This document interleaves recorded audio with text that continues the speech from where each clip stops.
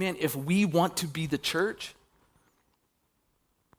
then we have to recover this idea of what it means to love our enemies, because that's central to who Jesus is. It's why he lived and died and rose again, to reconcile us even as we were enemies. And he invites us in to his ministry of reconciliation, to serve as ambassadors, to help people be reconciled to God and to help bring peace.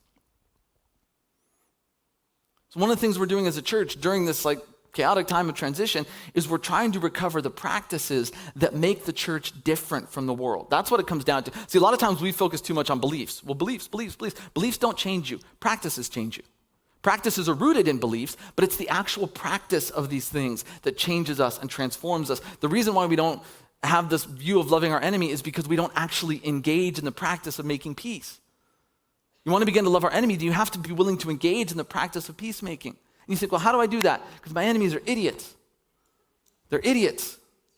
Let me give you one simple thing you can do to start being someone who fosters this sense of making peace so we can recover what it really means to be the church. And here it is. It's pretty simple.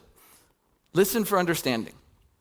You want to start to foster peace in your life, in your family, in your neighborhood, then be a person that listens for understanding. And here's what I mean by that.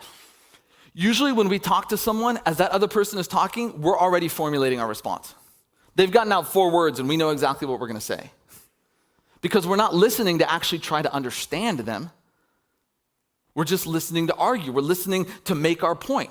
So we end up arguing, and part of the reason we argue is because we never really hear each other. Because the minute the other person says 4 words, we're already formulating what it is that we're going to say next. And this is why things get so ugly and nasty, because when other people don't hear us, when they don't hear our views, when they don't hear our opinions, when they don't hear our feelings, we feel invisible, we get angry, we get upset, we get bitter, and we divide.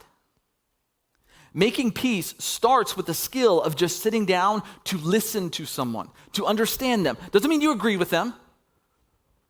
But you are at least willing to validate why they feel the way they feel. You know what you'll find if you do this? You will find that even people that you vehemently disagree with usually have a pretty good reason for why they feel the way they do.